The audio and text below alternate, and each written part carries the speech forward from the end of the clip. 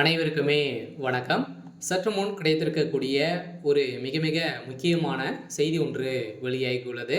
சற்று முன் விஜய் வெளியிட்ட 2வது வீடியோ காட்சி குற்றவாளி செந்தில் பாலாஜி தான். இது மாதிரி பார்த்தீங்கன்னா, இப்போ விஜய் அவர்கள் அவருடைய எக்ஸ் பக்கத்தில் பார்த்தீங்கன்னா ஒரு சில வீடியோக்கள் வெளியிட்டு நேற்று ஒரு வீடியோ வெளியேறிச்சு. இன்று காலை பார்த்தீங்கன்னா அதிரடியாக ஒரு பரபரப்பான ஒரு வீடியோ விஜய் அவர்கள் பார்த்தீங்கன்னா வெளியிட்டு இருக்காரு. இந்த வீடியோவின் அடிப்படையில் திமுகவுடைய சாம்ராஜ்யமே பார்த்தீங்கன்னா முடியக்கூடிய அளவுக்கு தான் இப்போ பார்த்தீங்கன்னா அதிரடியாக நடந்திருக்கு. தமிழகத்தில் திடீர்னு இன்று காலை துணை ராணுவம் குவிக்கப்பட்டிருக்காங்க. சரி அப்படின்னு பார்த்தீங்கன்னா திமுகவுடைய தலைமைக்கு தான் இதற்கு உறுதுணையாக இருந்திருக்காங்க அப்படின்னு நிரூபணமாக இருக்குது. சில பார்த்தீங்கன்னா நிறைய சிசிடிவி காட்சியின் மூலமாக பார்த்தீங்கன்னா திமுகவுடைய நிர்வாகிகள் பார்த்தீங்கன்னா இறங்கி கற்களை எறிந்தும் அதே மாதிரி செருப்புகளை வீசியும் பார்த்தீங்கன்னா திமுகவுடைய நிர்வாகிகள் தான் இது எடுத்திருக்காங்க அப்படின்ற மாதிரி பார்த்தீங்கன்னா இப்போ வெளியேறக்கூடிய வீடியோவின் அடிப்படையிலும் அதே மாதிரி விஜய் அவர்கள் வெளியிட்ட வீடியோவின் அடிப்படையிலும் இப்போ அதிரடியாக செந்தில் பாலாஜியுடைய கதை ஒட்டுமொத்தமாக முடிஞ்சிருக்கு.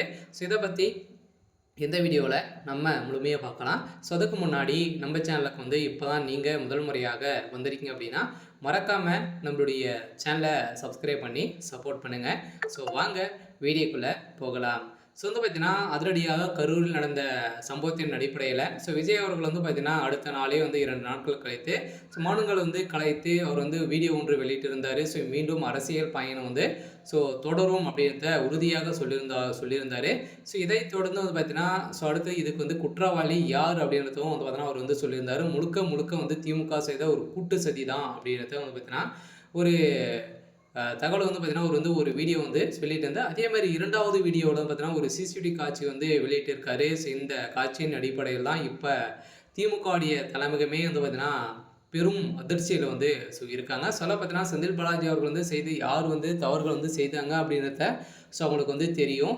இந்த நிலையில் திமுக ஒரு மிகப்பெரிய சந்தோஷத்தில் இருந்தாலுமே பார்த்தீங்கன்னா இப்போ அவர்கள் செய்த சம்பவத்தின் அடிப்படையில் விஜய் அவர்கள் வெளியிட்ட சம்பவத்தின் அடிப்படையிலும் இப்போ குற்றவாளி செந்தில் பாலாஜி தான். செந்தில் பாலாஜி அவர்களுக்கு பார்த்தீங்கன்னா இந்த வழக்கின் அடிப்படையில் 17 ஆண்டு சிறை தண்டனை விதிக்க போகிறதாகவும் ஒரு தகவல் வெளியாக இருக்குது. சொல்ல பார்த்தீங்கன்னா இந்த சிலை உலகம் முழுக்க பார்த்தீங்கன்னா ஒரு வரலாற்றே முதல் முறையாக இது ஒரு சம்பவம் நடந்திருக்கு. இந்த சம்பவத்தின் அடிப்படையில் திமுக ஒரு மிகப்பெரிய அரசியல் வாழ்க்கையில் இது மாதிரிலாம் செஞ்சுட்டு இருக்காங்க. நிறைய பேர் விமர்சனங்களும் பார்த்தீங்கன்னா திமுகவுக்கு எதிராக கொடுத்துருந்தாலுமே இப்போ திமுக நிர்வாகி பார்த்தீங்கன்னா விசாரணை உட்படுத்தியிருந்த நிலையில் இப்போ திமுக நிர்வாகி கொடுத்த உண்மையான ஒரு வெளியான தகவலின் அடிப்படையில் தான் இப்போ அந்த சிசிடிவி காட்சி வீட்டின் மூலமாக இருந்த காட்சியின் அடிப்படையில் இப்போ திமுக செந்தில் பாலாஜி அவர்கள் இந்த சம்பவத்தின் அடிப்படையில் செந்தில் பாலாஜி எங்கே ஒளிந்து கொண்டு பார்த்தீங்கன்னா இது மாதிரி முக்கிய நபர்களாக இறக்கி இது மாதிரி சம்பவங்களை செய்ய சொன்னார் அப்படின்ற மாதிரி வாக்குமூலம் கொடுத்துருக்காங்க.